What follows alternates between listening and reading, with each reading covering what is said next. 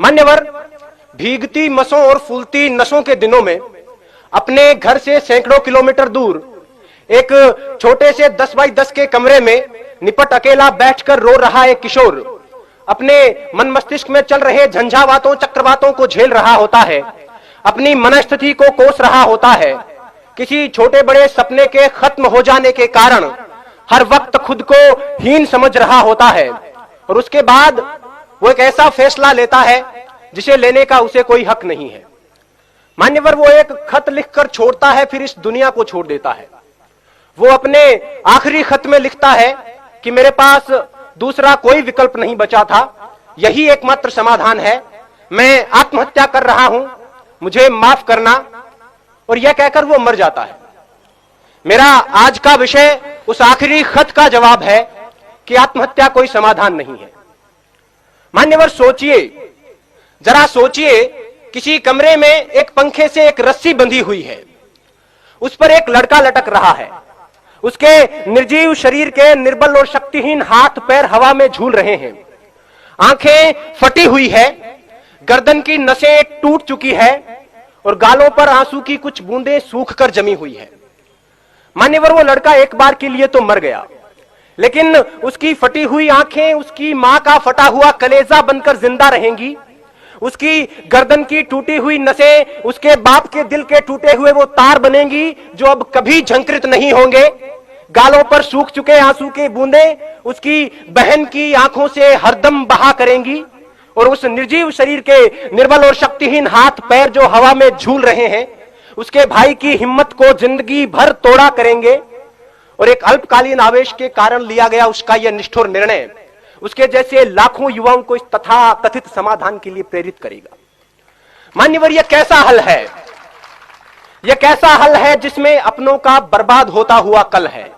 खुदकुशी करने वाला इंसान खुद तो एक बार मर जाता है, लेकिन उसके यार दोस्त, उसके घर परिवार के लोग, उसके रिश्ते नाते के लोग बार बार मरा करते हैं।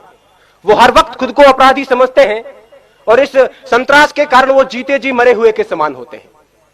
मान्यवर, मुझे यह विषय इसलिए उठाना पड़ा क्योंकि पिछले 2 साल में भारत में 4000, राजस्थान में 150, इस शहर में 9 और यहां तक कि इस महाविद्यालय में 5 विद्यार्थी खुदकुशी कर चुके हैं, जिनमें से 3 मेरे अजीज मित्रों में शामिल थे। और इनमें से लगभग 80% आत्महत्याएं छोटी मोटी अकादमिक विफलता के कारण किया गया आत्मघात थी। इन आंकड़ों से उठती हुई चीखें इस विषय की आवाज को उठाना चाहती है। डॉक्टर्स और मनोवैज्ञानिकों का यह कहना है कि अगर उन तक सही वक्त पर किसी प्रकार की मदद, सहानुभूति और मार्गदर्शन पहुंचता तो उनकी जान बचाई जा सकती थी। आंकड़ों का स्पष्ट मानना है कि 10 में से 8 आत्महत्याएं स्पष्ट संकेतों के बाद होती है। उन्हें उनकी बातें सुने। हमारे आसपास में हमारा यह नैतिक दायित्व बनता है कि जो हमारे आसपास में मानसिक तनाव से, मानसिक दबाव से ग्रसित लोग हैं, उनकी बातें सुने, उन पर विश्वास जताएं, उनकी हिम्मत बढ़ाएं। आत्महत्या मनचाही मौत नहीं है, यह अनचाही मौत है। मरना उन्हें भी अच्छा नहीं लगता, लेकिन घबराकर एक क्षणिक आवेश में यह निर्णय ले लिया जाता है। उन्हें यह बताएं कि यह कोई समाधान नहीं है। अब तो घबराकर यह कहते हैं कि मर जाएंगे, मरकर भी चैन नहीं मिला तो किधर जाएंगे। सही वक्त पर उन तक पहुंचाया गया मानसिक प्रोत्साहन उनकी जान बचा सकता है।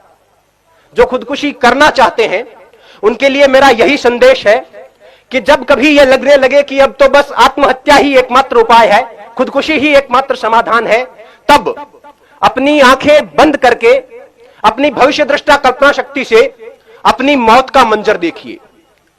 अगर सफेद कफन ओढ़कर जमीन पर पड़ी अपनी लाश के पास शुद्ध बुद्ध खोकर बेहोश हो चुके अपने मां बाप, रोती कलपती बहनें और दहाड़े मारकर चीखता भाई नजर आ जाता है तो उनके होठों के तबस्सुम को अपने जीने का बहाना बना लेना।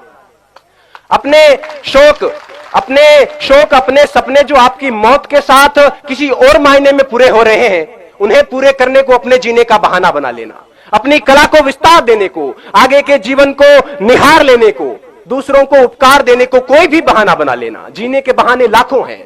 अगर फिर भी कोई बहाना ना मिले तो जैसे बचपन में मास्टर जी की मार से बचने के लिए कोई बहाना गढ़ लिया करते थे, इस बार मौत से बचने के लिए बहाना गढ़ लीजिए, लेकिन मरिए मत। और वैसे भी अकादमिक विफलता कोई विफलता नहीं होती। विश्व नायक माने जाने वाले लोग कभी अपने अकादमिक क्षेत्र में सफल नहीं हो पाए थे। जिंदगी यहीं तक नहीं है। सफलता का पैमाना सिर्फ यही नहीं है। Mahatma Gandhi, Gurudev Rabindranath Tagore, Thomas Alva Edison, Newton, Steven Spielberg, Mark Zuckerberg, Sachin Tendulkar, Bill Gates अपनी स्कूल कॉलेज की परीक्षाओं में कभी सफल नहीं रहे थे, लेकिन जीवन में अपने अपने क्षेत्र में उत्कर्ष तक पहुंचे, पराकाष्ठाओं तक पहुंचे। अतः छोटी मोटी विफलताओं को दिल से न लगाएं, छोटे मोटे सपनों के पीछे जीवन बर्बाद न करें। गोपाल दास नीरज जी की पंक्तियां हैं कि छिप छिप अश्रु बहाने वालों, छिप छिप अश्रु बहाने वालों, मोती व्यर्थ लुटाने वालों, कुछ सपनों के मर जाने से जीवन नहीं मरा करता है। सपना क्या है?